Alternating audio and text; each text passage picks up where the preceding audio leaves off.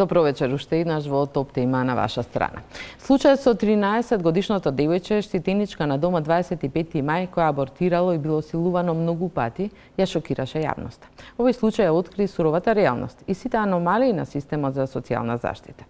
Одговорите ги бараме од Министерката за труд и социјална политика Мила Царовска, како и од невладините организации Љати Фешикова од Амбрела, Елена Димушевска од Националната мрежа против насилство врз жени и семејно насилство и Драги Змијанац од детската амбасада Меѓаши. Добре дојдовте во емисијава. Овој случај на вистина ја бранува јавноста и отвори многу прашања и дилеми.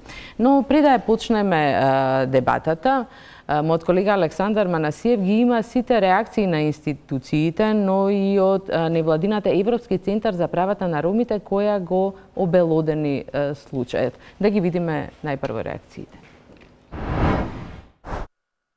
Наместо да бидат заштитени, 3 деца од домот 25 мај станале жртва на сексуална експлоатација и трговија со луѓе. Едно од девојчињата, кој има само 13 години, останало бремено, а деновиве абортирало. Барало помош и пријавувало дека е силувано, но никој не им верувал. Грозоморниот случај го обелодени Европскиот центар за права на ромите, откаде ги тужат македонските институции за системска негрижа и за дискриминација. Всушност, таа била подлежна на сексуално измачување и дека била одземена од страна на домот од страна на постаро лице, кое што таа не го знае, претходно не го видела, и кој што со неговиот автомобил ја презел до друг град, во неговиот дом, каде што ја сексуално ја злоупотребувал, исто така била принудена на принудна работа. Дилемата е дали некој потврлил во системот на грижа за овие деца, бидејќи девојчето ги пријавувало сексуалните злоупотреби. Девојката исто така ни кажа дека во домот веќе ги информирала нејзините воспитувачки и дека истите тие и нејзиниот старател, поради тоа што таа има назначено старател од страна на Центарот за социјална работа, тие рекле дека не е ништо и дека ќе помина. Одговор од страна на старателот добивме дека се е во ред со девојката, дека нема никаков проблем. Од Министерството за труд и социјална политика веќе формирале комисија која ќе испитува дали имало институционални пропусти. Ако се утврди грешка во работата на социјалниот работник, Министерството ќе покрене дисциплинска постапка и прекршошна пријава. Министерството тврди дека сексуалните злоупотреби се случувале надвор од домот, а отсуството на девојката секогаш било пријавувано во полицијата. Се обидовме неколку пати да стапиме во контакт со директорот на 25 мај, но нашите обиди беа залудни. Постојат сериозни индиции за нејзина сексуална експлоатација во периодите кога ја напуштала установата, односно дека е жртва на трговија со луѓе. За ова е информирано и Министерството за внатрешни работи, за нивно натамошно постапување. МВР потврди дека малолетничката досега била 9 пати пријавувана за исчезната од домот. Ја пронаоѓале во различни градови, каде тврдела дека имала сексуални односи со постари лица. Во ноември лани во Велес била пронајдена во безсознание. Полицијата потврдува дека за неколку случаи е поднесена и кривична пријава за полов напад врз дете. Инаку, според информациите, девојчето било одземено од родителите поради питачење и поради тоа што другите деца од истото семејство починале од дрога. Таа била сместена во 5 згрижувачки семејства, но не успеала да се прилагоди, пошто била сместена во домот 25 мај. Кога институциите добиле сознание дека девојчето е жртва на трговија со луѓе, таа била сместена во шелтер центар, но си заминала оттаму. За невладината Цивил своје сведочење даде и родителот на девојчето. Оние треба као социјални работник што ги грижат девојчето, да ми ја враќаат девојчето, да ми ја носат у Чичино село сакам. И да не биде више овие работи вака. Онако стои пак таму Ранка Милано, она пак ќе остане времено. Од Европскиот центар за права на ромите сметаат дека овие деца не смееле да бидат одземени од родителите. Сите девојчиња имаат живи родители, значи овие не се девојчиња без родители. Кога родителите оделе да бараат право на посета на своите ќерки, тогаш дознавале, од домот им било кажано дека не знаат каде се девојчињата. Значи токму на тој начин ние имаме дознаено дека всушност овие девојчиња се исчезнати, поради тоа што во полиција не постоел официјален извештај од страна на домот дека девојчињата се исчезнати подолго време. И сега што се случувало надвор од домот, ние веруваме на тоа што самите девојчиња го кажуваат. И тие се премногу травматизирани и некои детали не може да ги опишат на начин на кој што ги чувствуваат. Девојчињата токму тоа го имаат кажано дека биле сексуално злоупотребувани. Едната девојка била злоупотребувана во друг град, каде што била превезена со автомобил, другите две девојчиња биле злоупотребувани под Стара железничка во Скопје. Со тоа што еве едната девојка разбравме дека останала и бремена. И вчера беше извршен абортус со одобрение на нејзиниот старател кој што е назначен од Центарот за социјална работа. Значи нејзиниот родител воопшто не бил информиран за тоа и ниту не му било дозволено да ја види собствената ќерка веднаш по абортусот. Случајот предизвика лавина реакции меѓу кои од институции како УНИЦЕФ и Хелсиншкиот комитет, од каде побараа да се изврши надзор над установата 25 мај. Од Хелсиншки велат дека во случајот треба да има кривичен прогон на сите инволвирани, и тоа за кривично дело трговија со дете. Да, тоа беше случајот. Господјо Царовска, вие реагиравте денеска со еден брифинг за медиумите, од кој дознаме дека формирате комисија и ќе го истражувате случајот. Меѓутоа се посочува на луѓето од домот 25 мај, каде што било згрижено ова девојче и многу добро се знаело каков е проблемот.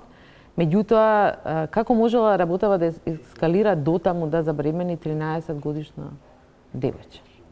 За да може да се справи целиот систем државе, не само социјалниот систем, со еден ваков случај кој што има различни социјални проблеми наталожено во едно семејство или кај едно дете, треба сите институции да изреагираат навремено, постепено, одговорно, за да може така да го надминеме она кое што го гледаме во моментов.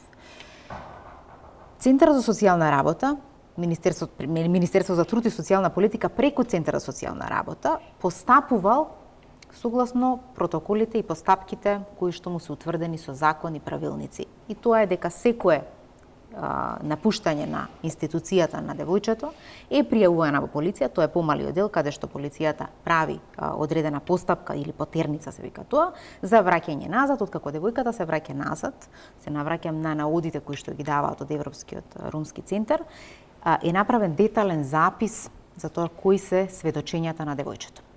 Од тука е известена полицијата. Полицијата со денешното нивно официјално соопштение постапила и го информирала основното јавно обвинителство и да, сите сме согласни дека ако оние наводи кои што девојчето ги кажува, а Министерство за труд и социјална политика ги упатува до МВР, МВР ги упатува до ОЈО, се докажат како фактички, тогаш навистина треба да имаме кривична одговорност. И тоа ќе видите на крајот не се случува. Туку имаме повторување на делот. Веројатно за мене најскандалозно или најстрашните работи ги открива токму соопштението на Министерството за внатрешни работи, каде што полицијата точно знае 9 пати било пријавувано дека девојчето избегало, било во 2017, од 2016, од 2000, значи ова дете на 10 години е силувано. И може би и порано, одземена од родителите кога имала 6 години. Полицијата точно знае и кој го вршел во 2017, кој го силувал тоа девојче. И се што правеле, дури и потоа, дури се знаат и сторителите. Велам дека она кој што ништо не направиле, зошто не алармирале од самиот дом каде што детето било згрижувано, се враќало и повторно бегало. Кој е тој кој што алармира, ако велите не алармираше домот? Кој е тој што алармира во МВР? Кој е тој што алармира после тоа во ОЈО? Значи, важно е сега тука да не ги искривуваме работите. Точно, јас сум за тоа дека ние треба да посочиме каде е пропустот во системот, затоа што ова е само аларм. Ова не е непозната работа. Ова е сега работа со која што ние дебатираме за нејза, но не само дебатираме, веќе работиме 8 месеци во Министерството на ово прашање. Затоа работиме на трансформација на големите институции, посветено затоа што во големи институции кои што имаат колективно живење, не може да се добие она најтопла средина каде што се работи еден на еден, за да може да се соочиме со социјалните ризици. Институцијата пријавува, во детали ги има записниците кои што се испратени до Министерството за внатрешни работи. Министерството за внатрешни работи ги испратило и затоа издава соопштение до основно јавно обвинителство. Без основното јавно обвинителство да покрене постапка е невозможно. Покрената достига до денеска, еве гледате тука во сторителите, против ниту еден од овие луѓе кои го силувале девојченцето. тука затајува системот. Затоа велам за одговор на насилство врз деца, девојчиња, жени и оние сите кои што се во даден социјален ризик во даден момент од нивниот живот е невозможно да се справи никој ако системот не работи континуирано и посветено на проблемите. И затоа велам, ако ОЈО покренело постапка, веројатно ќе утврдело одредени елементи и девојчето ќе се извлечело порано. Но што направил МТСП и неговиот старател, во моментот кога гледаме дека ОЈО не постапува, не превзема ништо, го активира националниот механизам за трговија со луѓе и ја сместува во шелтер центар, за да се извлече од институција која што е колективно живење, каде што има помалку контрола, тие се отворени. Но кога е тоа сторено? Тоа е еднашка пред 3 месеци така? И еднашка сега. Така да не е откако е алармот. Била однесена да откако не, тоа е сега. Тоа е сега. Во моментов се наоѓа во шелтер, но и претходно еднашка. Значи ќе видите и во нашето известување дека пред 3 месеци беше во шелтер центарот и е известено ОЈО за индиции кои што се наоѓа дека е можна жртва на трговија со луѓе и немаме никакво постапување. Да, вие тврдите дека жртва на трговија не тврдиме, не може да тврдиме, ние само велиме индиции. До тука е нивото на Министерство за труд. Дали не има сме истражен орган. Кој покренува истрага? Истрагата ја почнува МВР и тргнува кон известување кон основно јавно обвинителство. Затоа што тоа треба да покрене постапка. Мора да ги знаеме и да ги посочиме институциите. Кој што прави, кога прави, за да одговориме на одредено насилство, сексуална злоупотреба или сексуална експлоатација. Ќе видите во дадени наводи дека станува збор за сексуален напад, вели. Не, ние велиме дали е сексуален напад или сексуална експлоатација, треба дополнително да се разгледа, затоа што сметаме дека станува збор за сексуална експлоатација. Сигурно се и двете работи, мислам да, но важно е да се зборува за тоа. Веќе формулациите битни се, затоа што ако станува збор за организиран криминал, ако станува збор за други елементи кои што треба да се земат во предвид и основно јавно обвинителство со сериозност да постапи не само кон овој случај, кон сите случаи кои што се пријавуваат од центрите за социјална работа, независно дали станува збор за вулнерабилно девојче или за друг тип на жена, девојка и така натаму. Повелете, Елена, дали се за она што одговори доволни и мислите дека од една страна, делумно се, затоа што министерката зборува за одговорноста која што требало да превземе МВР и ЈО, за да јавното обвинителство за да постапат соодветно и да го третираат случајот со земајќи во предвид сериозноста и дека се работи за малолетно лице и дека се случува сексуално насилство, односно полов напад, без разлика како ќе го формулираме повторно и кој е сторителот. Но јас би се, поради тоа што министерката за труд и социјална политика е тука, јас би се обратила до неа во однос на тоа што е вашата надлежност, а тоа е третманот кој што треба да го добие жртвата на било каква форма на насилство, во случај зборуваме за дете жртва на сексуално насилство. Каков третман она добила? Така е. Во моментов единствено таков третман може да се обезбеди на психијатриска клиника Скопје. И тоа сите ни е познато, затоа што не постојат специјализирани сервиси. Единствен специјализиран сервис кој што е надвор од здравствениот систем е прв семеен центар, кој што е раководен од граѓанска организација и вие тоа самите го знаете. И таму има психотерапевти кои што работат. Но сметајки на сериозноста, девојчето со него работат лица кои што се од психијатриска клиника, но во шелтерот за трговија со луѓе, е присутна Ластрада, која што со години има искуство на работа со жртви на трговија со луѓе.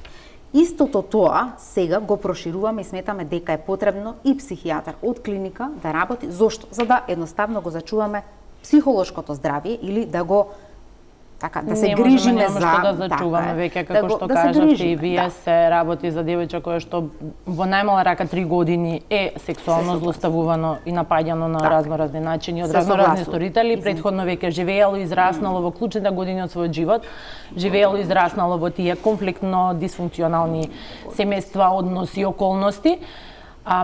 Не зборувам само за сега, откако нели се случи од вчера, каде што е сместена, него претходно, дали она била подложена на било каков третман. Тоа е одговорноста на низиниот старател, дали била пратена кај психијатар, кај терапевт, да работи на она што и се случувало, дали додека воопшто првично била згрижана, пошто колку што разбрав јас, сега нели од сите информации кои што се споделија, и на социјалните медиуми и од вашите соопштенија се работи за девојче кое што има изгубено 2 сиблинзи, братчиња, сестричиња, не сум точно што се, заради негрижа на родителите, тоа исто така еден преголем стрес за девојче од 5, 6, 7 годишна возраст. Дали со неја е работено на било каков начин, затоа што ние сме свесни дека сега ова што ќе се постапува и сега ќе почне да се работи со неја, но само знак прашање е дали ќе се постигне некаков успех, затоа што таа веќе за своите 13 години има поминато толку колку што никој од нас нема. Не да нема и дај Боже и да не поминуваме, него сакам да кажам сега ако можеби ако институцијата постапила соодветно, тука е одговорноста и на директорот на институцијата на 25 мај, на низиниот старател од Центарот за социјална работа, како по првата индиција не мора да имаме кривично дело. По првиот сомнеж дека може би била жртва на сексуално насилство, таа веќе одма требало да биде препратена и на психолог, и на терапевт, и да ги посетува во редовни интервали, за да и се открие што вистински се случувало, секако да се санира тоа што Така е. Значи, дали ќе побарате одговорност, од, мислам дека е тоа прашањето, од луѓето кои раководат со институцијата? Да, апсолутно. Затоа е формирана комисија. Комисија не е формирана за технички да ми покаже дека да, случајот е затворен од наша страна, апсолутно. Значи, одговорност ќе има, но тоа сега мислам дека не е тема на дебатата. Таа во понеделник, откако комисијата ќе ги заклучи, ќе ги даде препораките, јас ќе постапам согласно сите индиции и сигурна сум, затоа што овде веќе нема можност да некој се иземе од одговорност. И не зборуваме за тоа дека системот нема одговорност денеска, па сега ќе се обвинуваме кој е крив, кој е прав. Сакам убаво на оваа дебата да ги исцртаме патеките, затоа што ние ратификувавме една тешка конвенција за Република Македонија. А така Истанбулската конвенција е голем чекор и тоа значи дека сите институции не смеат да се изземат од одговорност, вклучувајќи го и социјалниот систем. Така да тоа е друго прашање што ние ќе постапуваме кон вработените и кон директорот и за тоа ќе се имате официјално известување. Но прашањето е дали таа била подложена на психолошки психотерапевски третман.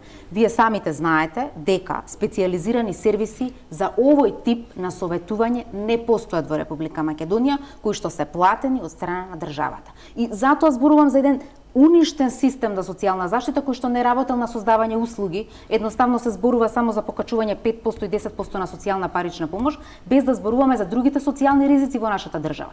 Затоа, она што е главна реформа на Министерството, откако сме седнати до денес го работиме тоа, е нов закон за социјална заштита, не само заради закон, туку треба да предвиди постапки и методологии за утврдување на минимум цена за ваков тип на услуги, создавање на кадар за ваков тип на услуги. Македонија има недостаток на кадар. Не само што нема Токму тоа сакав да го спомена, мене ми падна во очи навистина една реченица од тој извештај кога девојчето кажувало во детали што и се случувало, дури и во еден момент и денеска на брифингот било споменато, бидејќи доброволно стапувала во сексуални односи дете.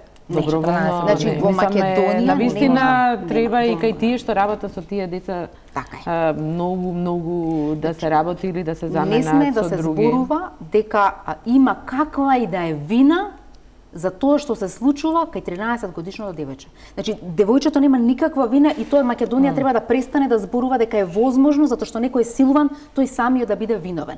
Нема можност за консензуален пристап кон сексуален напад. Дадеме шансе. Госпоѓо Шиковска, да, се споменуваат ланци на трговија со деца за сексуална злоупотреба. Оваа невладина тврди дека таму има уште 2 сестрички кои исто така биле згрижени во домот, злоупотребувани.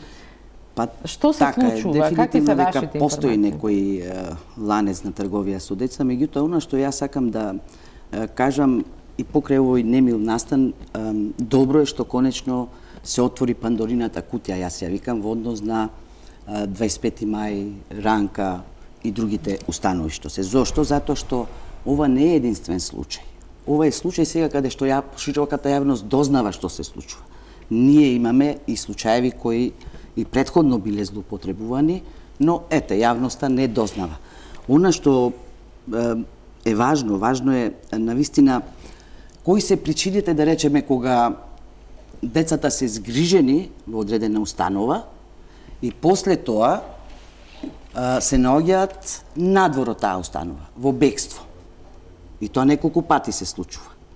После тоа, да речеме, Центарот за социјална заштита, меѓуопштинскиот центар за социјална заштита, пријавува во Министерство за внатрешни работи издава потерница. И да речеме во овој случај сега за ова малолетно лице 2 месеци се чекаше за да се најде. И она можеби нема да се најдеше ако сама не се вратила. А последиците ги знаеме. Значи ние имаме и многу други случаи. Добро, кој ги бара тие деца? Кој им помага? Или ако се вратат? Обично кај нас. Добро, ако не, остануваат на улица. Тоа е тоа што фактички системот треба да реагира и треба навистина се превземаат одредени мерки и активности, затоа што навистина се работи за деца, малолетни, кои на секаков начин се злоупотребувани. Бидејќи кај нас во нашата организација доаѓаат родителите и бараат правна подршка и помош. И ние исто со таквите деца имаме правено интервју. Навистина страшни се приказните. А во меѓувреме одредени институции, надлежни институции страшни се приказните за тоа што им се случува внатре во домот или надвор кога се надвори, кога се злоупотребувани. А она што треба дефинитивно е потребно да се направат одредени реформи каде што мора превентивно да се делува. Ние секогаш чекаме нештата да се случат, па потоа да сме загрижени, дај да видиме да превземеме нешто. Мора превентивно да се делува. Змејанец Меѓаши работи многу со деца. Какво е вашето искуство со децата од овие 2 дома? Се размислам како да се поставам во оваа емисија, посебно што ја знам Мила како наш поранешен волонтер. Излегува од граѓански сектор, ама не ќе можам да се воздржам, а да не кажам дека и не треба да се воздржам. Не планирам дека. Сакам да кажам дека 25 мај мене ми наликува на регрутен центар за малолетничка проституција и трговија со деца и тоа трае со години. И она е моето лично разочарување во однос на министерката Мила, затоа што многу добро знае каква е оваа институција, а бидејќи знам дека многу ги сака децата и ја забележа за нова година дека цело време е со нив, сметав дека превентивни мерки ќе треба да превземе на време да не се случи оваа поразителна бројка која не згрозува и ќе помине после ова згрозување, а нема системско разрешување. Она што мислам дека недостасува е кривична одговорност. Јавниот обвинител не треба да чека некој да му дојави или да му достави барање за да покрене постапка. Тој треба да реагира автоматски и ни треба малку поактивен јавен обвинител. А народниот правобранител кој денеска излезе со информација и соопштение, мислам дека треба малце да ги превземе по-структурирано работите во свој раце и да не дава само укор и да евидентира состојбата и да алармира, туку во одредени случаи и тој треба да превземе кривично гонење кон сторителите. Кои се вашите информации за да велите домот е регрутен центар за малолетни? Прво има таму еден дефект кај што се споени Ранка Милановиќ и 25 мај. Затоа ќе мора министерката Мила да каже зошто доаѓа до спојување на деца со воспитно социјални проблеми и деца со проблематично однесување, кои исто така многу лесно се регрутираат во криминални банди. Второ, она што мислам дека е многу важно, ако може едно по едно, да идеме едно по едно. Мора да се степенува одговорност. Јас не би амнестирал ни министерката, ни Министерството за труд и социјална политика. Па би почнал од центарот директорот за социјални работи, па директорот за 25 мај, затоа што нема амнестија со изговор дека децата имаат право на слободно движење. Посебно што има индиции дека и самите вработени учествувале во организираниот криминал. Да, тоа го тврди и невладината организација во однос на ова девојче. А потоа и самата министерка. Ако не успее да ги разреши сите овие ситуации, од лични поводи може да се даде и лична оставка како министерка, затоа што не успеала да го стави системот во функција во најдобар интерес на децата, да се заштити нивниот дигнитет и интегритет. Оно што уште малце само да докажам, се извинувам. Состојбата со 25 мај, значи во континуитет се случува ова. Јас се сеќавам на прилози уште времето на Ајден кога одеа со деца изјави кои дава, баш имав пригода денеска се потсетам од Сашка Цветановска, каде што Цветковска, се извинувам, едно девојче точно даваше со сенка нормално замаглен лик како децата ги подведуваат, ги терат да питачат, да се проституираат, ги носат на разни места и ги враќаат вработени во домовите. Да. Значи тука има многу работа и ја охрабрам ако министерката реши да го разреши ова, тогаш да ја оваа трета ситуација на лична одговорност и оставка да и дадеме уште шанса за да се ги среди работите, затоа што навистина ова е рекрутен центар за детска проституција и трговија со деца. И се додека нема одговорност, ова ќе се повторува и затоа и се повторува. Толку од мене како аманет до министерката. Дали е така, господин Старовска, и спремни ли сте на оставка? Да, апсолутно. Ако не се надминат проблемите во социјална заштита, јас не барам никаква амнестија од ништо. Јас сум седната на ова столче само за да ги надминам оние проблеми со кои што со години се соочуваме. Јас во 25 мај сум работела на мои 20 години, 3 месеци, и господинот Драги Змијанов добро го знае, и јас навистина посветено работам на трансформација на големите институции. Токму затоа јас дадов пред 4 месеци, далеку пред да се случи ова заложбата, дека до 2020 година Македонија не смее да си дозволи повеќе да има деца во институции. Од прв момент до денеска. Тоа не е нешто што може да се случи од денес за утре. Значи во понеделник имаме одговор за тоа кој е одговорен и кој ќе ја понесе сега одговорноста, но не станува збор за проблем од вчера и завчера. Станува збор за проблем кој што е многу години и овие институции како таква форма никогаш не може да се преструктурираат за да станат соодветен одговор за ризиците кои што се покомплициране секој ден и секој ден. Но малите групни домови се иднината. Токму затоа што јас ќе ги споделам и бројките, ние имаме околу 40 деца во Ранка и 25 мај и толку работени во двата дома. Со тоа што тоа е мала бројка, но трансформацијскиот план и подготовката околу тие институции е поголема од самата бројка на децата. Токму затоа, првите излегувања на деца од институции се предвидени за мај и јуни 2018 година. И тоа одговорно стоиме дека ќе се случи како такво. Она кое што е спој на 25 мај Ранка, не знам на што мислите. Како правен субјект, да, тие се споени, но физички не се споени.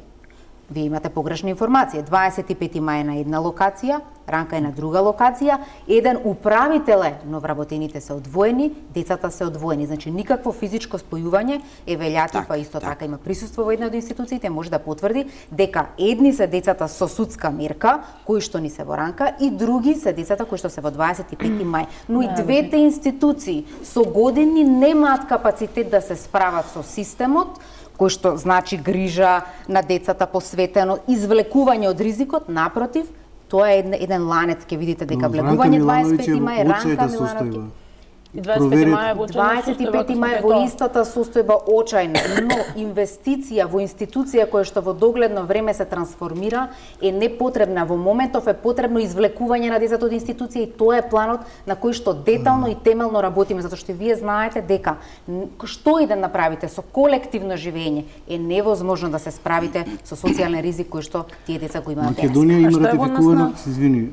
има ратификувано многу конвенции, меѓу кои и Конвенција за права на дете и факултативен протокол за заштита на деца од најлоши форми на сексуална злоупотреба. Она што мора да го разбереме, кога отсуствува родителската одговорност, значи ова дете одземено.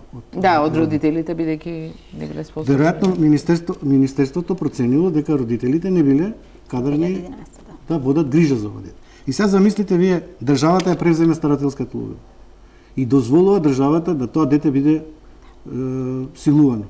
Не еднаш, 8 пати и никој да не превземе во тој временски период од 2011 до 2018, тоа се знаело, никаква одговорност на ниту едно ниво во таа институција. Значи, министри се менувале, состојбата останувала иста. Поентата ми е многу едноставна. Министерката Мила мора да превземе сериозни чекори да ги среди таму состојбите, не само во мали групни домови, може и во кадарни и емпатични изгрижувачки семејства кои може да водат грижа за оваа ранлива категорија на деца. Тоа е во совршен свет. Во Македонија, за да постигнете капацитет во згрижувачко семејство да одговори на наталожени социјални ризици, вие треба да имате пензиониран психотерапевт кој што ќе рече да, јас од алтруистички побуди денеска се регистрирам и исполнувам стандарди за да бидам згрижувачко семејство. Не е тоа баш така едноставно. Но малите групни домови со екипирање немаат капацитет да се грижат за деца. Затоа велам во... А има ли сега мали групни домови? еден во Кавадарци кој што колку може капацитетот мали? Таму се 5, ама затоа велам трансформација на овие институции. Првите извлекувања ќе бидат во мај и јуни 2018 година. Пак се враќаме дека тоа е излезот и дека јас нема да работам паушални работи, нема популизам да продавам што све тоа ние најдобро правиме за децата, туку да сме се зафатиле за деинституционализација и сме се зафатиле за минимум инкам во 2019 година, а првите вадења на деца од институција 2018. Што ќе добијат во малите групни домови? Како? Што ќе добијат во малите групни домови, освен што ќе биде помал колектив со помалку деца и со работа еден поблиску до некое семејство. Главно е дека малите групни домови работи еден на еден, да, специализирани кој тоа ќе работи еден на еден со нив. Ќе ви обяснам во детали, да. Специализирани мали групни домови кои што се справуваат со оптеретени деца со социјални ризици, тоа значи дека еден не е проблемот, туку се повеќе наталожени проблеми, се работи по посебни протоколи со посебно специализирани лица. Тоа е главниот проблем со кој што денес се соочувам. Утре ќе ги извадиме децата, но што? Кој е тој што ќе работи? Значи се работи на обука на кадар, на создавање на протокол, кој е психијатарот кој што работи, со која социјална служба плюс сме поврзани, кој е специјализираниот сервис во граѓански сектор кој што работи на интеграција во општеството. Тоа е еден круг кој што ние мора да го завртиме како социјален систем, за да може да дадеме соодветна услуга. Иначе мал групен дом, да, ќе го извлечеме и тоа е мал групен дом, не. Значи тој треба да е специјализиран за одговор на ваков тип на иста линија сме дека овие институции се трансформираат, но во што? На кадарот.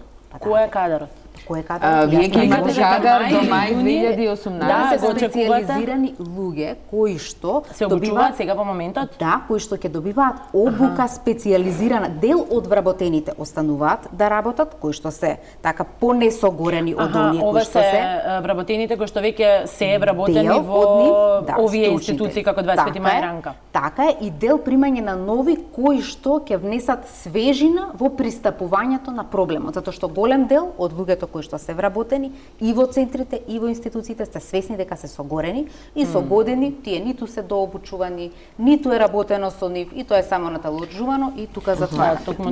Може би е добро да се размислува во односи на како да се зајакнат и самозајакнат семејствата на овие жртви. Да.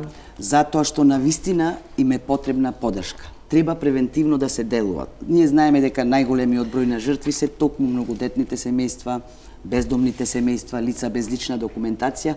Може би во тој правец треба Министерството да размислува да се направат одредени програми, како да не дојдеме ние до ситуација да им се одзема родителското право поради злоупотреба, највеќе ради питачење, бидејќи сиромаштијата си го прави своето, да не се одземи родителското право, него превентивно да се делува, да се зајакнуваат родителите, со тоа може би помалку би имале ние работа во овие домови, го споменавте питачењето, гледаме дека тоа уште се случува. Тука морам малку повеќе да се размислува како, на кој начин да им се помогне на тие семејства.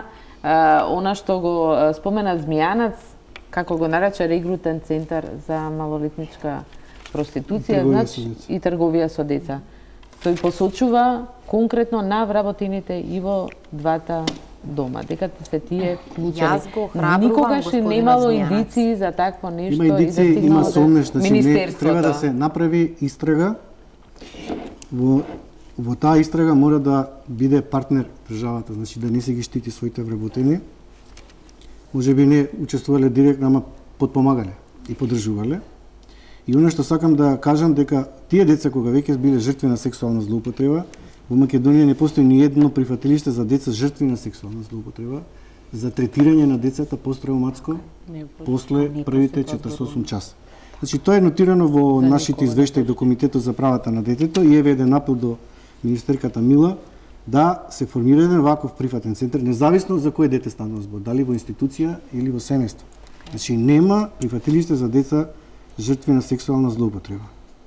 И она што исто многу важно, јас немам информации како се водела постапката во истрагата со детето во докажување на стореното кривично дело сексуален или полов напад на малолетно дете под 14 години, кој по автоматизам се подведува под педофилија и кој по автоматизам сторителот треба да лежи најмалку 14 години затвор. А во овој случај дури се знаат А ако веќе имаме 8 сторители, се не казнати. Така. Значи тука има доста работа и секоја чест за МВР што успеала да ги процесира овие предмети, но немам информации како е водена истрагата. затоа што е многу важно детето кога е жртва на сексуална злоупотреба да не се случува дополнителна стигма и виктимизација. Значи детето мора дали во тие истраги треба да се включат значи уште едно патено прашање до министерката Мила, колку центрите социјални работи има специјални скринсоби каде што стручни лица ќе водат разговор со детето жртва на сексуална злоупотреба и при тоа ќе го документираат сексуалното насилство, дали преку цртежи, преку кукли, во тие скринсоби, во опуштена атмосфера, за да може тоа да биде како доказен материјал на судијата, да не дозволи судијата на главен претрес да биде детето испрашувано со осумничениот кој треба да биде подитно во притвор, никако да не биде на слобода, за да не врши притисок на детето да ја смени изјавата. Имало случаеви кога детето ја менувало изјавата под притисок, кога сторителите, односно осумничените се на слобода, дури имаше во гостиварскиот суд, каде што под притисок на одбраната, судијата дозволи од страна на адвокатот кој го бранеше осумничениот да биде детето соочено на главен претрес со неговиот татко. Ова се сите тие активности кои што се превземаат за да нема ревиктимизација. Се зборуваме за конкретен случај. Велиме што е она кое што треба да се превземе, а не се превзема по однос на намалување на можноста децата да бидат одземени од родителите. Има родители од кои што тоа е невозможно да се спречи.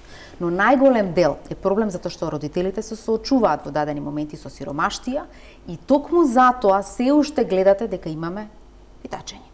И јас не пристапувам кон одземање на родителско право, и тоа никој не смее да го прави, ниту еден министер, во момент кога вашата држава не одговара на сиромаштијата. Што значи тоа? Затоа минимум инкам и нов закон за социјална заштита е одговори на ова прашање. Ако ние го подигнеме нивото на социјални трансфери или финансии кон одредено семејство, а при тоа го обврземе да детето биде во градинка, да еден од родителите или двајцата се вклучат во одредени доквалификации, преквалификации, зелени работни места и така натаму, тогаш веќе системот може да каже да, ова семејство го имам под контрола и ми е во систем. Во моментов, ниту едно од тие семејства не може да се каже дека има одговор на неговото сам. Јас ве сослушав, да ме дослушате ако може. Што значи дека минимум инкам или она социјална парична помош со надлинија на сиромаштија е едното прашање кога ме прашате што ќе направиме со овие сиромашни семејства кои што најчесто им биле порано. Во 2011-12 се тие одземања на родителски права, после не се случуваат веќе, сватиле дека тоа не е одговор на питањето во Македонија. Не е решение во ниту еден случај. Што сега се прави, што вие ќе правите? Минимум инкамот. Новиот закон за социјална заштита и сите пресметки што се прават сега во моментот се за во 2019 година да стартуваме со оваа шема на подигање на социјалната парична помош над линија на сиромаштија, а при тоа го вклучуваме семејството во активација. Тоа значи деца во дневен центар или во градинка, ако се основно во училиште или средно училиште, додатоци за образование и активација на двајцата родители или барем еден од родителите. Тоа е во ред како закон, меѓутоа кој тоа ќе го следи, како се спроведува, дали се спроведува, дали тие приматите? И сега центрите за социјална работа се одговорни, но таму е една хаотична состојба во која што признавате дека веројатно не си ја вршат. Има една добра поента, што ја кажа министерката Мила, што ми се допаѓа, иако мора да има тука многу работа, да се реши проблемот со сиромаштија, затоа што децата на улица или децата кои питачат или децата чиј труд се злоупотреба, дури и од нивните родители, каде што децата мора да заработуваат од 500 до 1000 денари на ден, тие добивката ја остваруваат родителите, значи екзистенцијата преку нивните деца. Многу често сме кажале дека дневните центри или во граѓански организации и државните не се решени на овој проблем, затоа што децата по 16 часот повторно се на улица, повторно питачат, продаваат, дребули и така натаму и така. Оно што мислам дека министерката треба да даде напори е да ги вклучи децата уште од рана детска возраст во градинка. Не да чека задолжително основно училиште, туку градинката да биде задолжително 3-та година, за да децата стекнат основни животни вештини, навики, образовни, воспитни, хигиенски и децата да бидат спремни за првиот чекор, бидејќи УНИЦЕФ има кампања првите 5 се најважни од свет, да не ги пропуштиме тие први 5, да ги регрутираме децата како питачи или некој да ги тргува и да исчезнат од мапата на Македонија, бидејќи има и доста деца без извод од матична книга на родените, кои се невидливи, така наречени фантоми. Вклучувајќи ги во градинка, ние ќе исклучиме децата на улица, ќе ги вклучиме на време во образованието и на тој начин ќе решиме сиромаштијата. Но, тука фалат бенефициски пакети, бидејќи градинките се пребукирани, паралелките се по 20, 25, 30, листата на чекање е долга, претежно имаат приоритет вработени.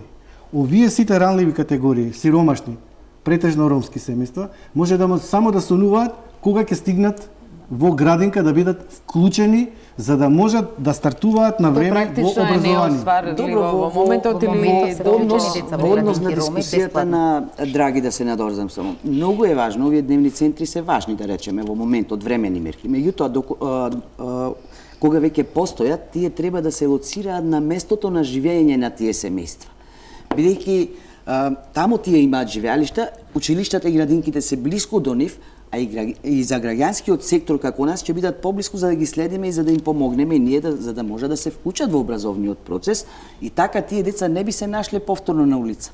А вака дневниве центри некако се возат, се наместо дневните центри ја ти фе кажи колку ромски семејства користат услуги во градинка и колку се спремни родителите од ромската популација да платат 1490 денари и услов да биде да влезат во листата без чекање. Точно е тоа дека кога иако е партиципацијата минимална, символична, сепак кога семејствата нема, не може да платат, меѓутоа па затоа се тука и проекти кои одредени Ама не треба државата се подпира на граѓански сектори на треба да се подпира. Но затоа можеби Министерството за труд и социјална политика треба да размислува и во однос на задолжително предучилишно образование каде што сите деца ќе бидат вклучени и тоа ќе биде бесплатно. И тоа третата година. Мене ме прашате, можеби подобро беше основното задолжително да почне прво од предучилишно, па после да се оди понатака. Мене ме интересира да родителот не би имале проблеми.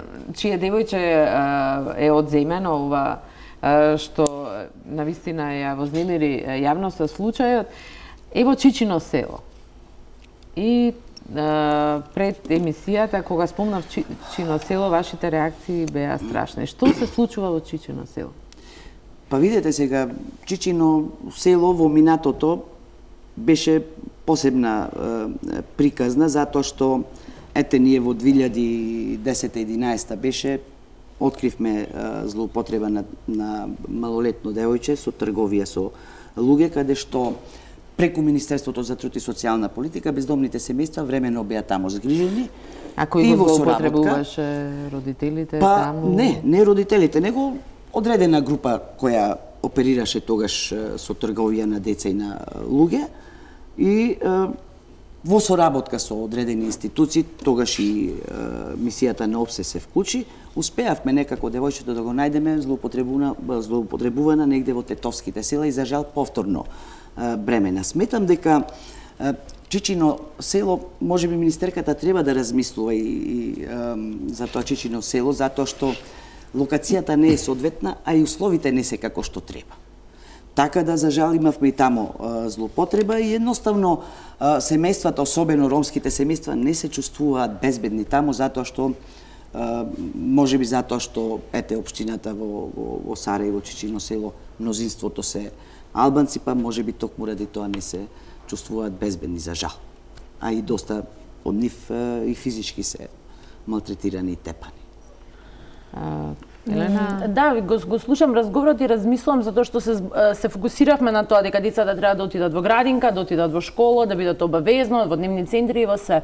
Мораме да се вратиме на одговорноста на родителите, во смисла и не одговорноста, туку нивната неедуцираност за ред работи. Не зборувам само за ромските семејства, зборувам генерално, затоа што има тенденција на не само незаинтересираност на родителите, неинформираност за ред случувања заради, нема да навлагам кои причини, дека можеби треба малце да се фокусираме и на родителите.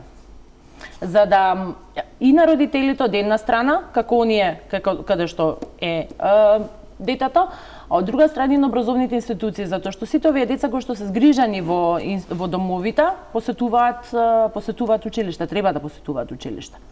Значи таму има исто така наставници, стручни тимови кои што треба да препознаат дете кое што е нешто му се случува, да, не мора да е сексуално, било како. Истражувањето кој што го правевме ние минатата година, се надевам дека финалната публикација ќе биде готова март, па ќе ги промовираме и официјално резултатите, на жал покажуваат за комплетна неинформираност и неедуцираност на образовниот кадар, на наставниците и педагошко-психолошката служба во училиштата. Може би и не грижа. Не информирано, значи тие едноставно не ги познаваат закон, затоа што студијата беше, целта на студијата е да се види системот на постапување од превенција до нели да препознаат, мислите, до казната, до крај, така да почнавме и со здравствените работници и образовните институции и центрите за социјална работа, инспекторите за малолетничка деликвенција, нели судови, јавни обвинители. Се должи ли тоа и во вашето истражување и на дискриминација? Спомнуваме тука дека многу често се деца и во домот, и во самиот дом 25 мај, 2/3 од децата. Да, значи самото истражување, пошто имаше еден таков мал сегмент, може да се приматат стереотипите и предрасудите кај образовниот профил, кај луѓето од образовниот систем.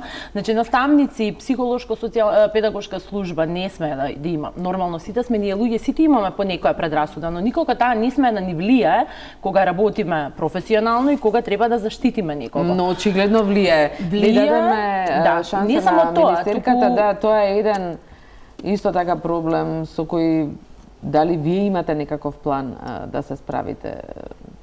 Така, од целава дискусија која што се одвиваше тука, сите треба да се согласиме дека едноставно имаме еден систем кој што во моментов не одговара соодветно на никаков тип на насилство врз било која група. Токму затоа, дел од програмата на владата е и ратификацијата и создавање на специјализирани сервиси за одговор на насилство, кои што се по стандард и согласно број на население. Дали тоа значи дека сосема ќе ги реформирате центрите за социјална работа? Бидејќи на крај многу често тука завршуваме. Значи, центрите за социјална работа од целиот систем, ако видите конвенцијата, плановите, законите, е само едно парче. Елена зборуваше за образование, за училишта, за стручни тимови во сосема друга институција, кој што е надвор од Центра социјална работа. Да, училиштата не се. Љатива зборуваше за услуги, како Чичино село, кои што се за солништа. Зборуваме за граѓански организации, кои што исто така во даден момент треба да постапуваат побучно ли потивко. Но целиот систем, едноставно не здравствени институции кои што треба да препознаат и да алармираат. Во овој случај конкретно постапува едниот алка, ЦСР МТСП, постапува втората алка, МВР, не постапува третата алка. Се праќа во вода. Се пропаѓа во вода. Овде ако училиште не постапува, ЦСР цело време алармира, да речеме, во втор случај, повторно нема да даде ефект. Значи станува збор за системско решавање, посветеност на сите институции до една институција, сите ЦСР, нови да ги донесеме. Никој од постоечките, да ги увеземе од Шведска, нема да се справат ако не постапат следните инстанции, затоа што секоја институција има одговорност до овде, но следната треба исто посветено да ја превземе од тој чекор па натам. Така да навистина ова е сеопфатен систем, затоа што инаку не само ќе карикираме, ќе го искривуваме системот од ова или онаа страна, но сите заедно посветено да затоа е ратификувана конвенцијата, за да сите имаме обврска за 5 години Македонија да биде спремна за одговор на секаков тип на насилство. Министерка, не можеме да чекаме 5 години, мора да има итни мерки во моментот. Она претходно што го зборував за сервисите, го мислам од преска, сакам да ве прашам. Ке воспоставуваме, знаеме дека тоа е време, процес на обуки, на се, но ако ова му се случи, односно сексуален напад се случи на дете од непознат сторител, на дете кое што расте во семејство кое што може финансиски да си дозволи терапевт и психијатар, ќе биде третирано од следниот ден. Значи повторно ние имаме одреден број, можеби е тој мал број на луѓе, но имаме стручен кадар кој што може да работи со овие деца. Прашањето е како тие да бидат достапни додека не се воведе ова што вие го зборувате и планирате 2018, добро сега сме 2019. Да. Сега министерката ќе мораме да направиме мала пауза, а потоа ќе поверете. Значи дека итни мерки се превземаат и сами сте сведоци. И сме дел од целава оваа работа која што ја правиме. Прво и основно се рестартираа сите уништени шелтер центри за жртви на семено насилство. За семеното насилство ќе зборуваме во вториот. Но исто така се отвара шелтер центар за сексуално насилство и 3 интервентни центри во здравство за сексуално насилство. Што значи не е дека не се превзема итно, но и тоа итно, ако се изгуби во оваа папазијание на неодговорност на никој, нема да го добиеме ефектот. Затоа да одиме системски, одговорно, а интервентните мерки и сега се прават и сами сте свесни и веќе ги кажаме после во делот на насилство врз жени и девојчиња. Тука ќе направиме една куса пауза за реклами и се враќаме на дебатата.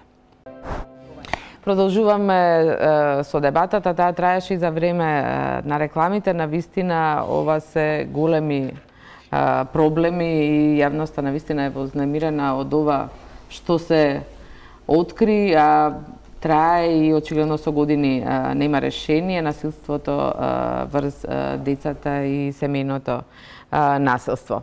Змијанац имаше да додаде околу згрижувањето на... Кога не функционира системот, најчесто, во генерално зборам, одговорноста ја префрламе кај родителите. И нормално родителите се најважни во правилен раст и развој на децата. Но не сите родители се кадрни, капацитетни, во едуцирани во таа позиција да можат да бидат одговорни како родители. Во овој случај со детето кое било силувано 9 пати, било одземено родителското право. Значи, имало неодговорно родителство, поради питачење, занемарување и така натаму, и било одземено родителското право.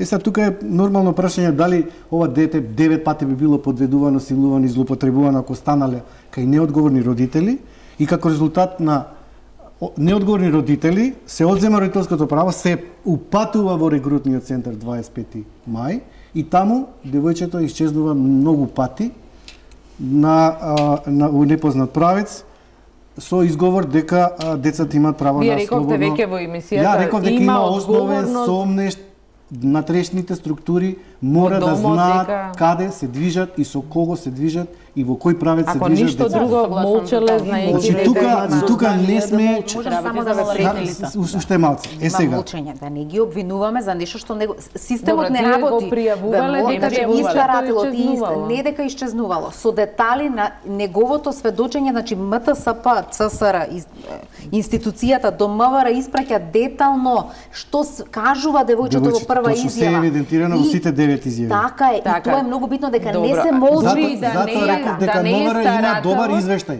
Така е. Дури да не е старателот, во домот работат и други одговорни лица. Така е, и сите тие заедно посведочуваат дека ова се случувало, девојчето го кажува, има друг орган за прогон, да молиме, спроведете ја постапката. А како е водена постапката, за тоа може друг пат да зборуваме. А може да зборуваме и со колегите од Центри за социјална работа, кои што сведочат дека не се водат постапките согласно конвенцијата за ревиктимизација. Точно, дали еднаш во центарот, па дали еднаш во полициска станица, па дали еднаш во суд. Со присуство на сите, но не најмногу треба да дадат 2 изјави, најмногу. И тоа е толку. Сега. Но ништо тоа не е. Само да кажам, ако решение за 25 мај на неодговорно родителство, земање родителско право, неупатување од 25 мај, ќе го реши групниот дом проблемот со занемарување, злостување, сексуална злоупотреба на деца кога ги упатиме во групниот дом? Да, апсолутно. Значи, тоа не е гаранција? Намали, не, гаранција не постои во 100% ни во скандинавски држави кои што имаат развиен социјален систем. Зборуваме за намалување на ризикот од исчезнување, грабнување, самостојно напуштање, затоа што кога имаме работа еден на еден, на стручно лице, обучено да одговори на социјалните проблеми со кои што се соочува едно мало дете, кое што е кревко и доживеало многу работи, тогаш тоа лице го води, следи кога отишло на училиште, се вратило, што се случувало на училиште. Сега имате еден воспитувач на 10 деца, кој што, да, слушнал денеска што се случувало или не. Детето избегало низ прозор, низ врата, не се вратило, пријавило и тука завршува интервенцијата. Кога е група од 5, добиваат семејна динамика. А вие знаете како некој кој што работи со деца, што значи семејната динамика за едно дете, дека тогаш поврзаноста е поголема и немаме колективна одговорност, индивидуална. Што ќе правиме со 25 мај, ќе го расформираме како институција? Ќе го трансформираме, ќе го направиме друг облик на услуга кој што на Македонија многу услуги фалат. Со 25 мај без никаков проблем со зградата, ако ме прашувате. Инаку 25 мај како колективна стамбена заедница не сме да постои. Мора да се трансформира во мали, специјализирани за одговор на мал број деца кои што се соочуваат со наталожен број на социјални проблеми. Добро, дадовте рок мај 2018. Првите излези, трансформацијата до мај 2018 година на ниедна институција не се случила и тоа би било карикирање од моја страна. Првите излегувања во мали групни домови на овој број 42 деца ќе почне во мај 2018 година. Уште една трагедија вчера ја потреса јавноста. Во Кочани жена беше претепана брутално до смрт од својот сопруг. Беше претепана и нејзината 22 годишна ќерка која се обидела да ја одбрани, а малолетниот син се спасил само зашто успел да избега кај соседите. Ова е само последен случај на семејно насилство, а го дознавме бидејќи трагично имаше крвав епилог. Сања Јовановиќ Дамјановска го истражуваше насилството врз жените. Неиспеглена кошула или недоволно солен ручек. Причината за насилие може да биде банална. Насилникот е во најголемиот број случаи под дејство на алкохол, а жената со години ги трпи сите навреди или физички удари, бидејќи тој е маж, глава на семејството. Се извинуваш и рече дека никогаш повеќе нема да се повтори. Меѓутоа работите се повторија по неколку дена. Ке се наљутев, ке му речев, ке те оставам, не можам веќе. Добро, ке ме видиш дека сум на крај, дека викам, дека лексилу ми пијам со години, од утре ништо не ти зборам, ништо не ти правам. Тоа траеше 2-3 дена. Видеото е превземено од невладината ЕСЕ. Пренесува сведоштво кое досега многу пати слушнато и прираскажано.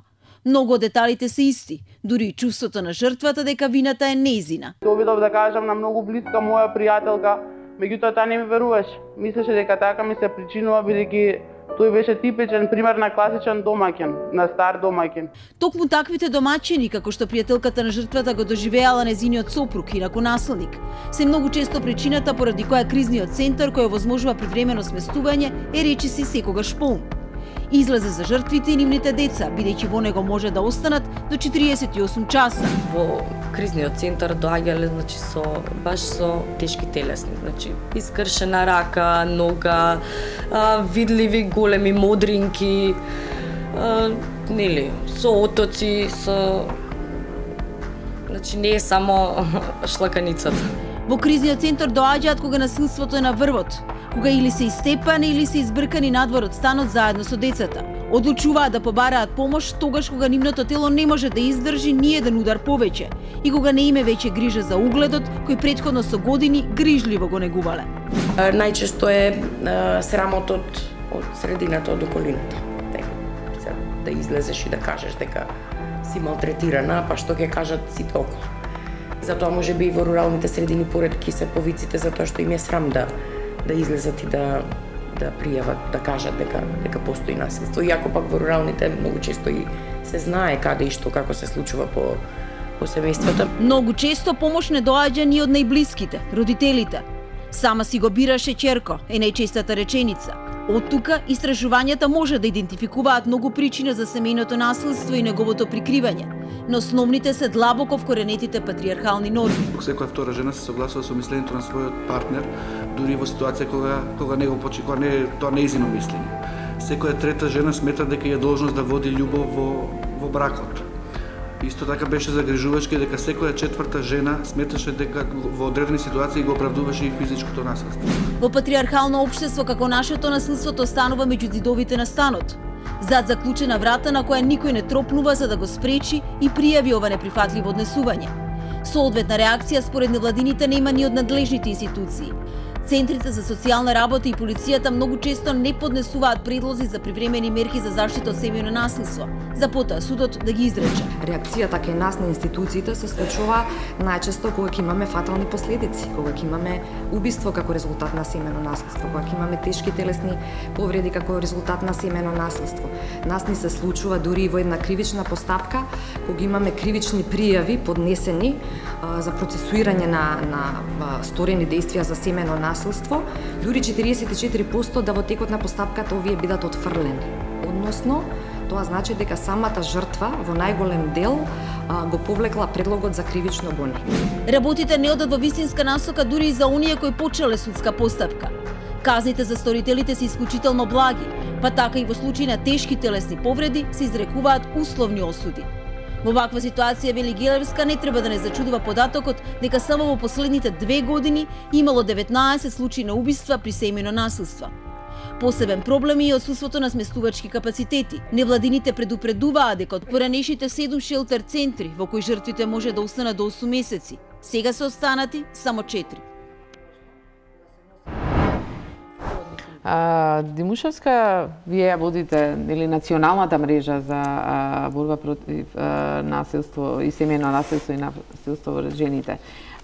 Дали има некакви нови податоци? Што се случи? Ова убиство во Кочани го карактеризиравте како фемицид? Да, ово убиство во Кочани го карактеризиравме како фемицид. Пробуваме веќе во последниве години да го актуализираме терминот фемицид, кој што во Европа па и пошироко доста често веќе се користи. Фемицид е убиство на жена затоа што е жена и најчесто се случува од страна на, односно сторително убиство, тоа е актуелен или бивш партнер или друг машки член на семејството. Поретко може да биде и женски член на семејството, но повторно се фокусираме на тоа дека жената е убиена само затоа што е жена и затоа што некој решил дека таа треба да Дали се во убиена. Има ние каква е состојбата со овие убиства? Правивме анализа чии што наоди треба да бидат исто така објавени до крајот на овој месец. Малку целиот процес одеше тешко затоа што во Македонија фемицид не се користи како термин. Ние генерално со статистиката и статистичките податоци сме на меѓутоа состојбата тешко се идентификува затоа што за да направите анализа треба да ги соберете податоците. А ние не можевме да собереме првично податоци на убиства на жени затоа што како такви не се водат. Ние имаме број, на пример, имаме број на убиени жени. Нашиот период на анализа беше 2008-2016. Имаме број на убиени жени 70, но за да го класифицираме како фемицид, треба да знаеме кој е сторителот. Таа статистика не се води. Така да ние пешки, така кажано, едно по едно, од медиумски известувања, ги идентификувавме случаевите, успеавме да идентификуваме 54 и тие случаи ги анализиравме. Значи од 70, 54 се убиени заради жени? Не, од 70 ние 54 и ги идентификувавме кои се жените кои што се убиени, за да можеме да видиме кој ги убил. Уште трае истражувањето. Не, завршено е. Значи, сакам да кажам дека не можевме сите 70 жени да ги идентификуваме, за да можеме да видиме кој е сторителот. Од овие 54, во 51 случај, сторител е актуелен или бивши партнер, или интимен партнер, со кој што не живеела заедно. Повеќе од 75% од случајните убиства се случајни во домот, заедничкиот дом каде што живееле, доколку е актуелен партнер, доколку е бивши партнер во домот на родителите на жртвата, значи нели по разделбата. И најчесто доаѓа бажот и прави. Генералниот заклучок е дека жените се најнебезбедни во својот дом. Шиковска, слушнавме и од прилогот, како има ли шелтери видовме дека има дневни, меѓутоа има ли доволно шелтери, значи згрижувачки центри за жените жртви на семејно? Па мислам дека нема доволно и би требало да се поработи во односи на тој проблем каде што жените жртви би биле згрижувани затоа што кој ги отвара? Невладиниот сектор се занимава со тоа или државата? Па мислам дека Министерството за труд и социјална политика во минатото, мислам дека имаше низ регионот на Македонија, мислам дека и во Скопје дека имаше еден или два, не сум сигурна, каде што беа под Министерството за труд и социјална политика, и еден шелтер од страна на граѓанска организација. Не, постоја порано 3 шелтери од страна на граѓански организации, едниот е затворен, останатите 2, односно кризниот центар кој што го видовме сега во прилогот и уште еден шелтер кој што обезбедува подолгорочно сместување, значи кризниот обезбедува до 48 часа, се во моментот функционални од септември 2017, затоа што поголемиот дел од потребните финансии ги добиваат со поддршка на Министерството за труд и социјална политика. Предходно не беа одржливи поради тоа што зависе од проект и сега кога има проект функционираат, кога нема проект не функционира, затоа што секое сместување на жена сноси носи трошоци само по себе. Тие се недоволни, претпоставувам, според Како бројките капацитет се недоволни затоа што овие два шелтери имаат капацитет од 9 кревети, ако не се лажам, 9 или 10 кревети, и дополнително се затоа министерката дека каже постојат уште 4 државни. Да, и колку време може да останат во шелтерот? Во шелтерот може да остане до 6 месеци, со тоа што најчесто ретко која жена останува толку долго. Идејата со шелтерот е нели да ја обезбеди покрај сигурност и безбедност, да ја обезбеди психосоцијална помош и поддршка, да ја помогне во процесот на наоѓање работа, на повторна нели реактивација во општеството и ресоциализација, да. Какво е и вашето искуство? Имате ли прашање за Министерството? Имаме семејното наследство кај нас е зголемено, меѓу првите 5 дојави на СОС телефонот, каде што децата или нивните најблиски деуваат за семени караници или ситуации во семејството кај што децата исто така трпат насилство. Еве самата информација што ја пренесовте од Кочани има двојност во која треба да се фокусираме. Вели претепана брутално до смрт жена и ранета ќерка. Значи тука имаме насилник маж, но и насилник татко. Така.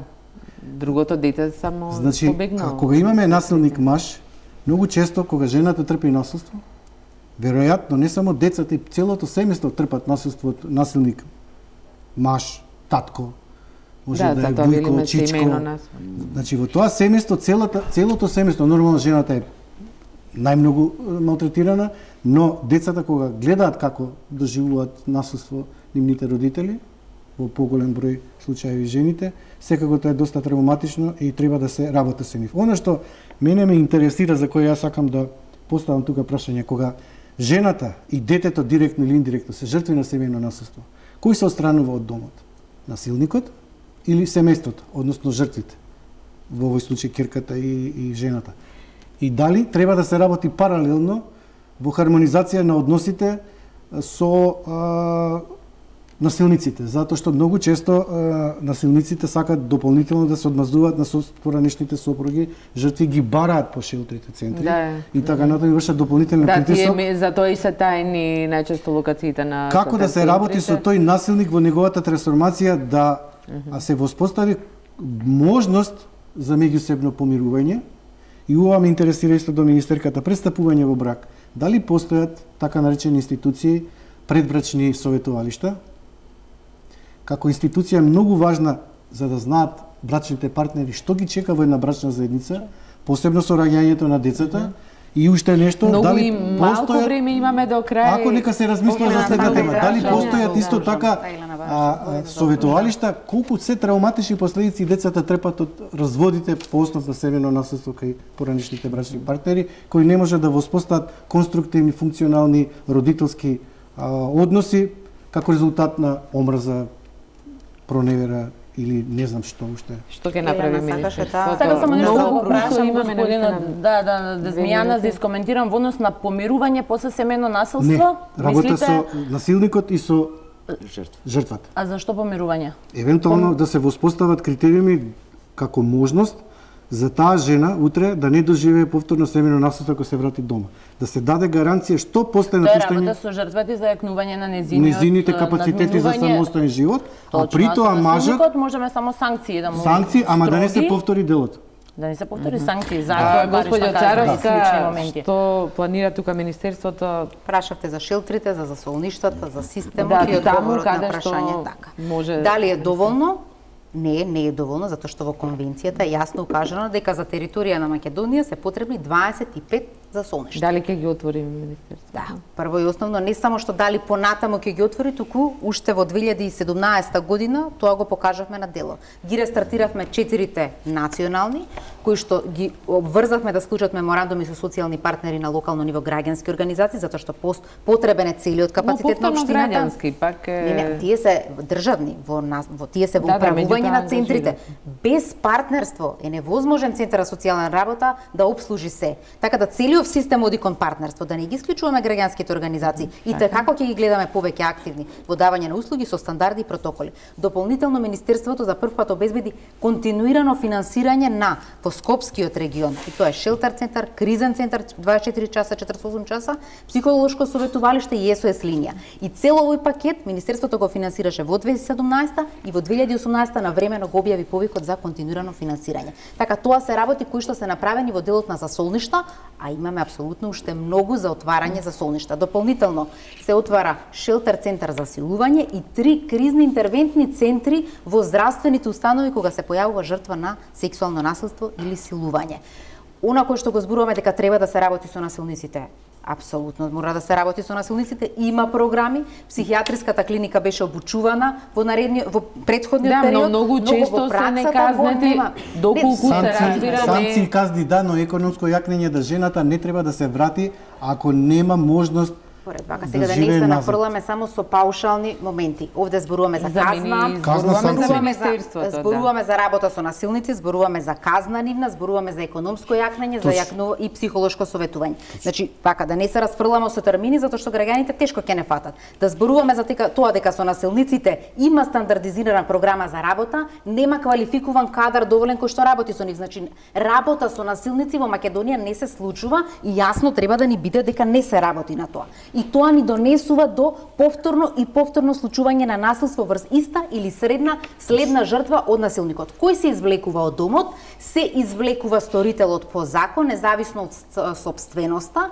но каде го носиме сторителот? Немаме, значи да не го карикираме системот кој што да по закон е даден, затоа што свесни сме што во претходниот период се случуваше. Тоа беше носење на закони без системска поддршка. Ние тоа не го правиме. Да, законот го утврдува тоа, но ако вие го извлечете насилникот од домот и го оставите на улица, само очекувајте кога во наредните 24 часа ќе се врати, ќе го запали станот, ќе ги убие децата и жената. Значи тоа не се случува и нема да се случува извлекување на сторителот во истиот момент од домот, затоа што ќе даде само уште попоразителни факти, но жртвата да и обезбедуваме просторче во моментот во кој што заедно со децата може да биде сместена, но привремено за да може да се јакне и да се извлече од ризикот, но треба системов цел. Така затоа конвенцијата значи останува и многу работа да и со семејствата да се трнат сите стереотипи и да се охрабрат жртвите да побараат помош. Ако не се зајакне жртвата за самостоен економски живот и се врати повторно кај сторителот, немаме мултициплирање на семено насилство. Ви благодарам на сите за учеството